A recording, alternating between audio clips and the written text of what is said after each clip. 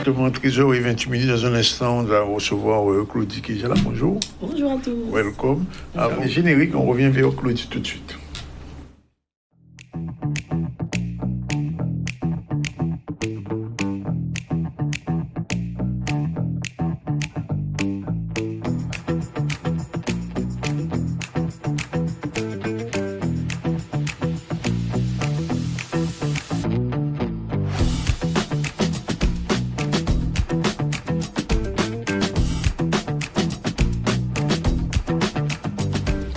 Bonjour. Bonjour Danick. Et merci d'être là. Merci de me recevoir. Je le dis toujours, et aujourd'hui on va encore apprendre des choses puisque nous sommes dans le mois de l'Europe. Tout à fait. Oui. Donc aujourd'hui, nous sommes dans une émission particulière, comme tu le disais tout à l'heure. Nous sommes en fait dans ce mois de l'Europe qui se déroule tout au long du mois de mai. On va voir tout à l'heure un petit peu plus en détail. Et donc les deux prochaines chroniques du mois de mai seront célébrées, seront focus sur des thématiques spécifiques. Et aujourd'hui, émission spéciale pour mettre en lumière 3 projets qui ont obtenu des financements européens en Guadeloupe. C'est à toi qui vas nous expliquer ça. Alors oui, c'est une émission un peu spéciale et il y aura combien? 3 émissions spéciales? 2 émissions. 2 émissions spéciales. Les 2 émissions celle-là et la prochaine du au mois de mai. Alors on commence tout de suite. Oui, tout à fait. Mais on va commencer tout de suite par expliquer ce qu'est ce joli mois de mai avec la première infographie. Le joli mois de l'Europe a pour objectif de mettre à l'honneur sur l'ensemble des territoires européens. On voit la cartographie et j'ai choisi cette carte parce qu'elle met en lumière les RUP, donc les régions ultrapériphériques d'Europe dont nous faisons partie.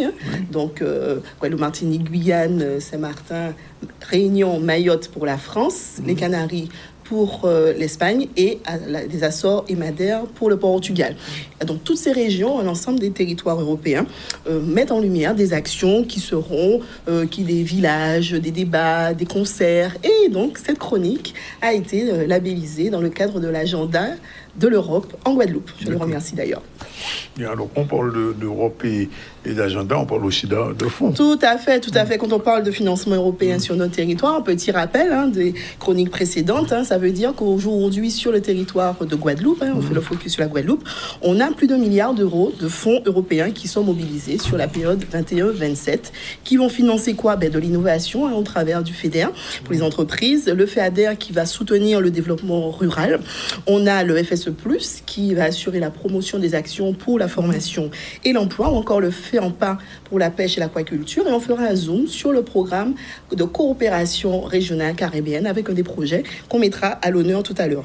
Et pour autant, beaucoup de Guadeloupéens ne voient pas forcément l'impact de ces projets, à part les panneaux qui, tout au long des routes, qui permettent de bien visualiser l'impact de l'Europe. C'est une obligation réglementaire de communiquer sur la contribution de l'Europe dans les projets, mais on va voir lors de cette émission de manière extrêmement concrète comment des projets permettent d'être impactants et impactés par ces financements.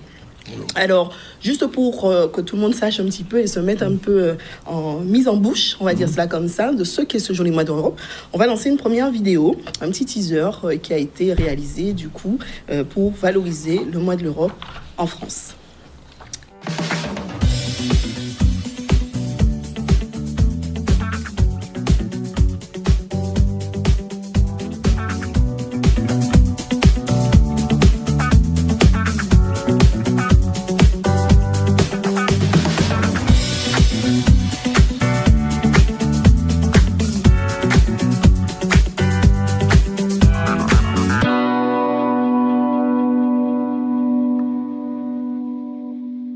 Donc, Claudie, tu as parlé de 3 projets. Tout à fait. Donc, aujourd'hui, on va découvrir 3 projets, 3 projets assez différents qui ont été accompagnés par 3 fonds et programmes différents. Le FEDER, donc on l'a vu tout à l'heure, le fonds qui va financer l'innovation et les entreprises. Le FEADER sur les projets en territoire agricole. Et on verra un focus aussi sur le FEDER Interreg, qui est, donc je le disais tout à l'heure, le programme de coopération. Mais ces projets portent une même réalité. Ce sont des projets qui existent aujourd'hui parce qu'ils ont été structurés, financés et sécurisés au travers de cette mobilisation des financements européens. Alors on va tout d'abord débuter par un premier exemple, qui est un projet très innovant, qui va illustrer parfaitement comment les fonds européens peuvent accompagner la modernisation du commerce et l'innovation technologique. Donc on va découvrir le projet de Sea by Katia. Merci, Katia.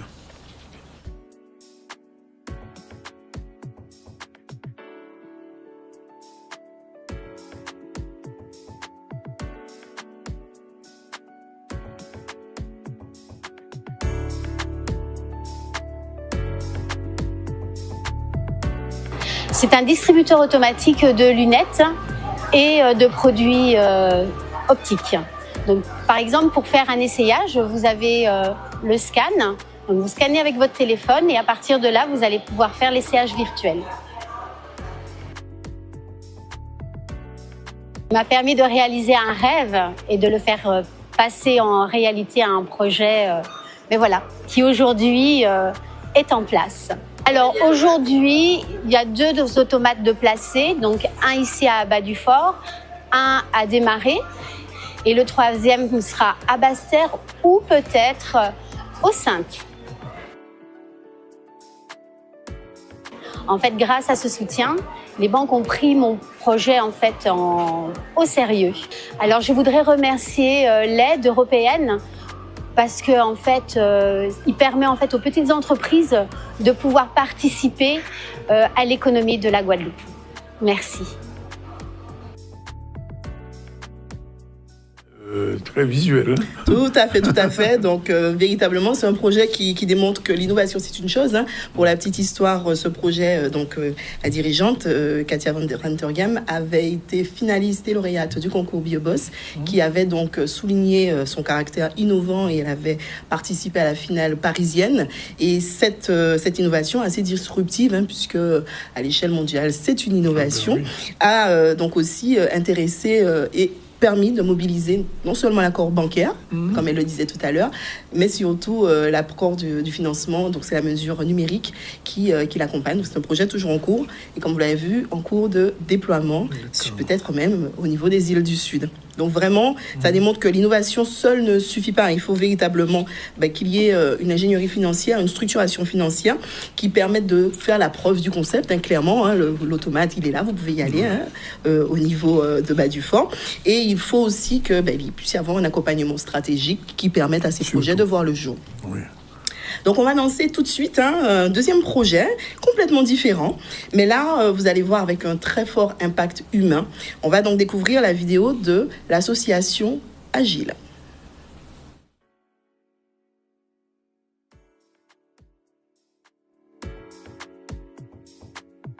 Sur un projet de reconstruction d'un établissement d'accueil et d'accompagnement pour enfants et adolescents polyhandicapés. Effectivement, c'est le seul établissement en Guadeloupe qui s'appelle le CESAP Les Érelles, qui est géré par l'association Agile.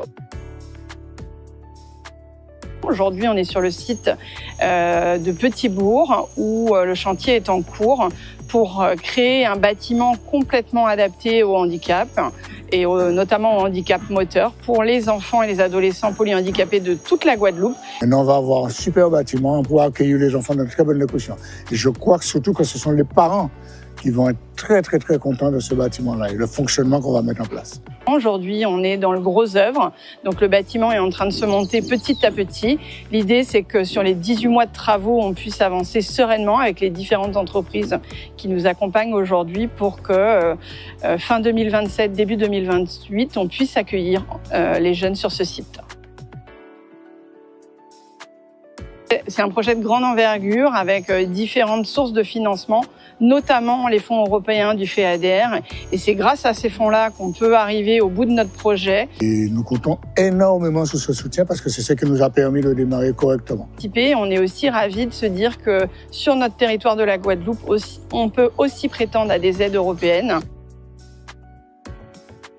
Ça veut dire que ces fonds européens, ça va financer toutes sortes de projets. Exactement, une vraie diversité. Hein. C'est vrai qu'on a du mal à... Enfin, on reste un peu dans la théorie de se dire, bon, les fonds européens, ça a l'air d'être loin, Bruxelles. Mais en fait, non, c'est très impactant. Et on le voit, des projets qui impactent nos vies.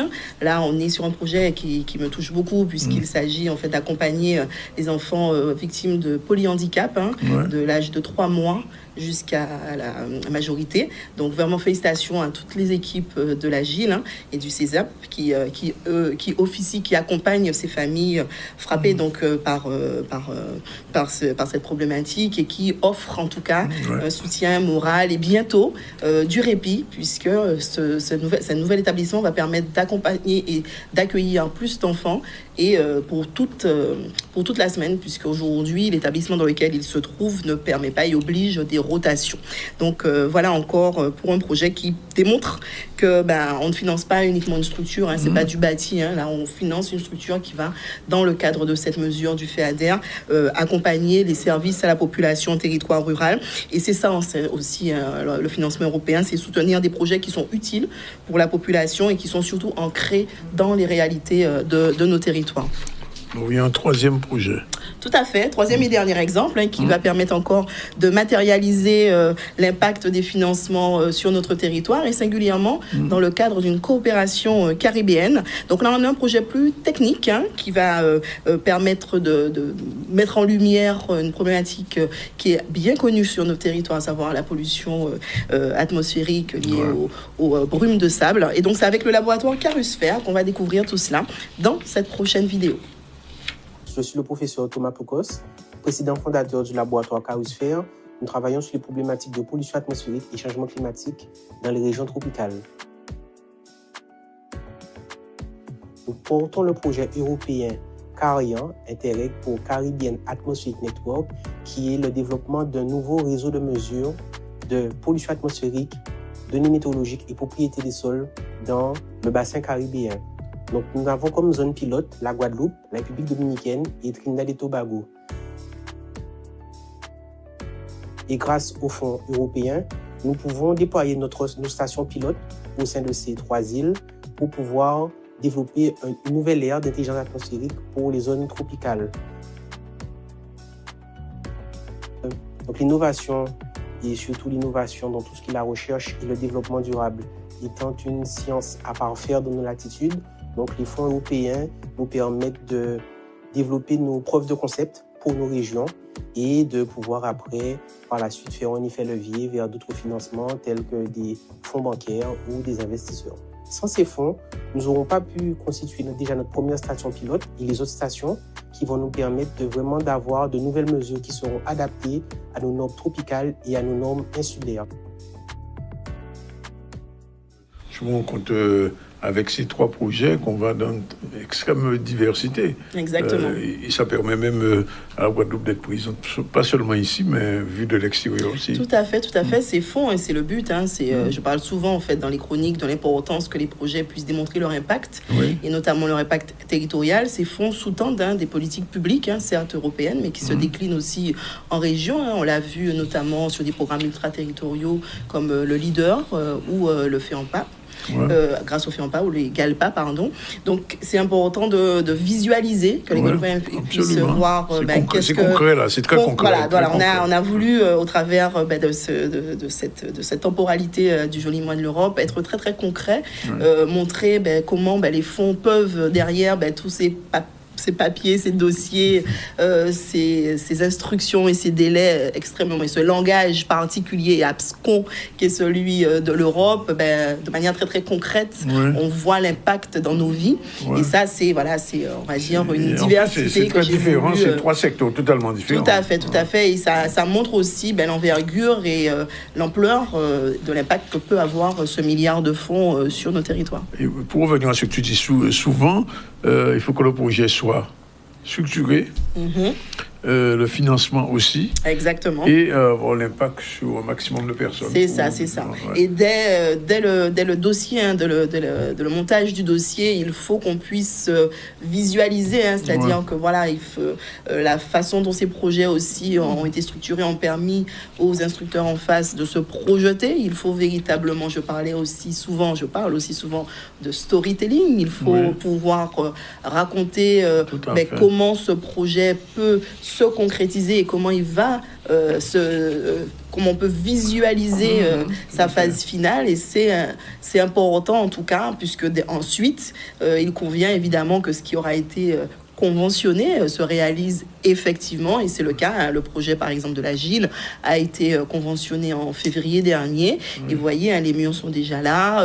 On est sur une inauguration prévue courant 2027. Donc, on est sur des familles et des enfants qui vont être soulagés très, très rapidement. Le déploiement bientôt des bornes et un travail d'excellence que le professeur Plocost nous a présenté. Hein. Donc, ce sont aussi, ces stations vont permettre aussi de modéliser, de concaténer des données qui pourront être utilisées un peu comme le Hurricane Center pour les cyclones. Eh bien, on aura certainement, peut-être que je parle un peu sous son contrôle, un laboratoire qui permettra de donner des données suffisamment fiables pour anticiper les mouvements des sables du Sahara à l'échelle mondiale. Je te pose la question, quand par exemple un porteur de projet vient te voir, pouvoir l'aider à structurer son projet, ça prend combien de temps à peu près? Ça dépend de la complétude du projet. Ça dépend de... Nous, on intervient véritablement au niveau du coup, de l'introduction du projet au travers du labyrinthe européen. Mais il convient que ce projet soit mature. Je prends l'exemple, par exemple, du projet Agile. Il fallait effectivement que les dépôts de permis soient faits, qu'il y ait une finalisation complète en termes d'élaboration et de mise en place des marchés pour sélectionner les entreprises. Donc voilà, on était véritablement dans un quasiment go. Pour permettre ensuite à l'instruction de se faire rapidement et faciliter, ce qui a été possible effectivement en à peine quelques mois. Donc il faut que le porteur arrive avec un dossier assez finalisé pour permettre une instruction rapide, puisque l'objectif est que ces fonds soient engagés, mais surtout qu'ils puissent très rapidement en voir en fait les résultats et que les financements puissent être débloqués dans la même temporalité. Donc il faut quand même, je le répète souvent, des projets qui soient mature, il faut prendre le temps d'eux et ensuite l'instruction à notre niveau, à partir du moment où le dossier, les pièces sont complètes, en moins de mois c'est formalisé et un dossier complet, un dossier totalement bien ficelé, c'est une instruction à notre niveau facilité et surtout une concrétisation de l'obtention rapide du fameux sésame de la Convention. C'est tout l'intérêt de l'agro-deal. Si tu le dis, avec grand plaisir. Ah non, mais c'est vrai. Non, mais c'est vrai. Non, mais je dis ça et pour toi en toute humilité, mais c'est vrai que les gens entendent parler de fonds européens, etc., FEDER, etc., mais ils ne savent pas comment structurer ça. Et je me souviens des premières chroniques, comment tu as insisté lourdement.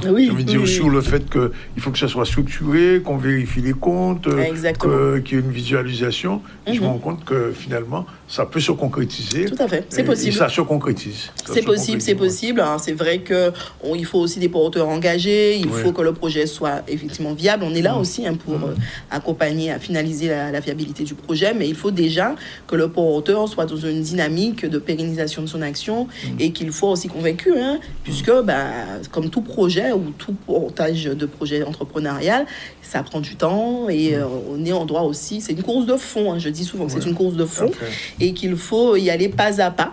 Et en effet, on est là aussi pour valoriser ces projets-là parce qu'on est conscient et confiant dans l'impact de ces financements sur nos territoires, puisqu'on les visualise et on les voit tous les jours.